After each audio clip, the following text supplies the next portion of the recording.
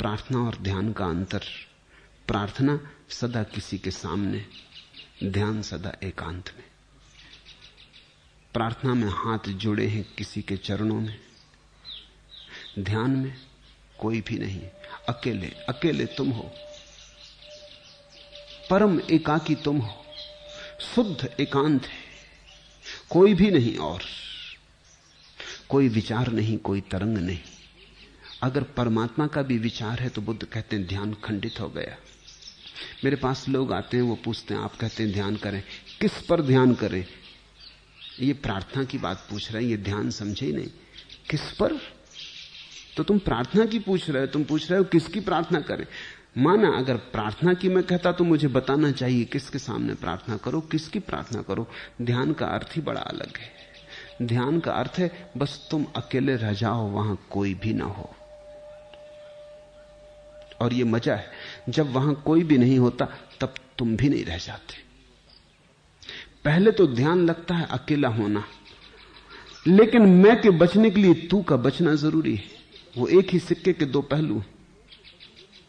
तुम तभी तक मैं कह सकते हो जब तक किसी तरह पास में कगार पे तू बचा हो, किनारे पे तू खड़ा हो, तो तुम मैं कह सकते हो। जब कोई तू ना बचे उस घड़ी में तुम मैं कैसे कहोगे? मैं बिल्कुल अर्थहीन होगा। मैं का अर्थ होता है जो तू नहीं। अब जब तू ही नहीं है तो मैं कैसे होगा? पहले तू जाता है फिर मैं चला जाता है। ध्यान का मार्ग है पहले तू को छोड़ दो।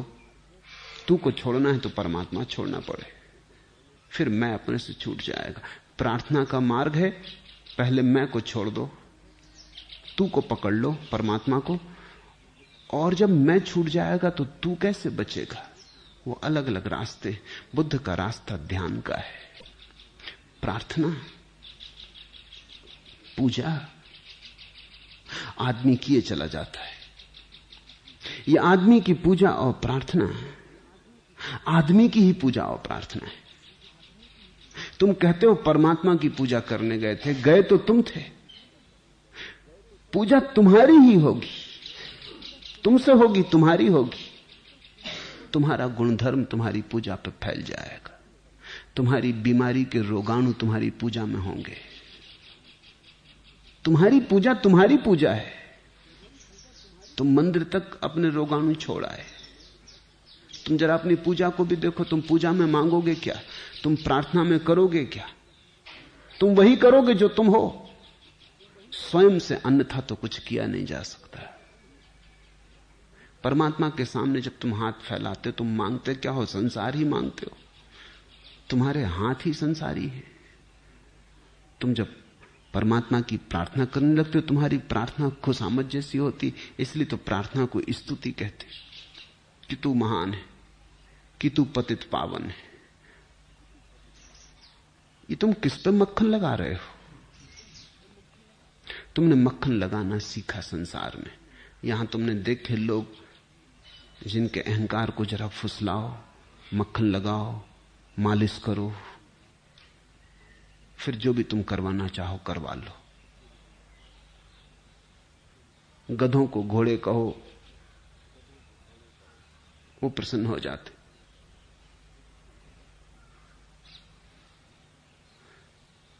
जब रास्ते पे तुम बिना प्रकाश की साइकिल से पकड़ जाओ पुलिस वाले को, इंस्पेक्टर कहो, वो छोड़ देता।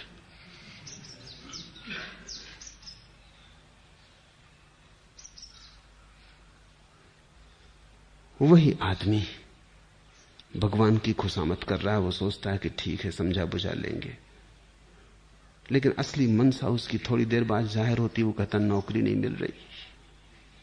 अब वो ये कह रहा है इतनी प्रार्थना की तेरी और नौकरी नहीं मिल रही। अब तेरी प्रार्थना में संदेह पैदा हुआ जा रहा है। अब तेरी इज्जत का सवाल है। अब बचा अपनी इज्जत, लगवा नौकरी। कि लड़का बीमार है, ठीक नहीं हो रहा, और मैं इतनी तेरी पूजा कर रहा हूं, और तू क्या कर रहा है? तुम्हारी प्रार्थना में भी शिकायत है। अगर शिकायत ना हो तो प्रार्थना ही नहीं होती। प्रार्थना की क्या जरूरत है? तुम जब भी प्रार्थना करते हो उसमें कहीं इल्जाम होता है, शिकायत होती। तुम ढांकते हो अच्छी भाषा में उसे। लेकिन अगर गौर से देखो तो तुम ये कह रहे हो कि लो अब हम तो कर चुके स्तुति, अब तुम करके दिखाओ। अब हमने अपना कर दिया, अब तुम करो। अब अगर तुमसे न हो सके तो कैसे तुम सर्वशक्तिमान, कैसे तुम सर्वज्ञाता, कैसे तुम सर्वव्यापक। पूजा और प्रार्थना के शब्द अपशब्द हो जाते, दुष्नाम हो जाते। बुद्ध ने कहा प्रार्थना को हटाओ, बहुत हो चुकी प्रार्थना, कुछ होता नहीं। परमात्मा तो दूर, आदमी आदमी नहीं हो पाता। परमात्मा की खोज तो मुश्किल है, आदमी को आदमी ही नहीं मिल पाता। ये परमात्मा जोड़ना था, जोड़ता तो नहीं, बीच में तोड़ने की तरह खड़ा हो गया, पत्थर की तरह खड़ा हो गया है। क्या फर्क है हिंदू और मुसलमान में? कौन सा फर्क है? क्या फर्क है हिंदू और ईसाई में? बस परमात्मा की धारणा का फर्क है, और तो कोई फर्क नहीं। कोई पूरब की तरफ हाथ जोड़ता है, कोई पश्चिम की तरफ हाथ जोड़ता है। ऐसी छोटी बातों पर सिर खुल जाते, बड़ी क्षुद्र बातों में। धर्म ने क्षुद्र बातें सिखा दी। ये तो परमात्मा के साये में बीमारियां पली। बुद्ध ने कहा हटाओ ये साया, आदमी को साफ साफ होने दो। ये तो धर्म की आड़ में अधर्म पला। अगर आदमी की कोई ईश्वर की धारणा ना हो तो तुम्हारे और दूसरे के बीच क्या फासला होगा? तुमने कभी दो तरह के नास्तिक देखे? बुद्ध को यह बात समझ में आ गई। दो तरह के तुमने नास्तिक देखे? तुमने नास्तिकों को कभी लड़ते देखा? तुमने नास्तिकों के कोई संप्रदाय देखे? क्या कारण है कि नास्तिक का कोई संप्रदाय नहीं पर संप्रदाय बन ही नहीं सकता। नहीं दो ढंग की तो हो ही नहीं सकती। तुम कहो मेरी नहीं अलग, तुम्हारी नहीं अलग, हमारी नहीं हिंदू, तुम्हारी नहीं मुसलमान, तो पागलपन मालूम होगा। हां में फर्क हो सकता है, रूप आकार में फर्क हो सकता है, निराकार में तो फर्क नहीं हो सकता। इसलिए नास्तिक तो सारी दुनिया में एक है। होना तो आस्तिक को एक चाहिए था। नास्तिक लड़ते समझ में आता, ईश्वर विहीन अंधकार में भटकते हुए लोग वो तो लड़ते दिखाई नहीं पड़ते। आस्तिक लड़ता है, और एक आस्तिक दूसरी आस्तिक की पीठ में छुरा भोंकता है।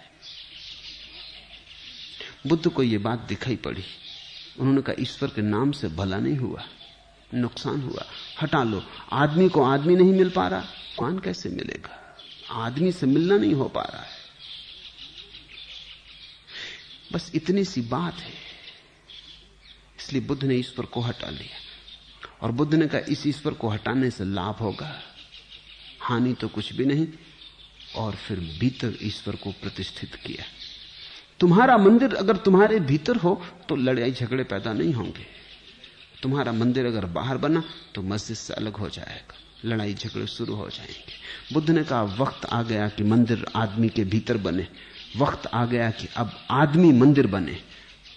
अब ईंट पत्थर के मंदिर से काम ना चले।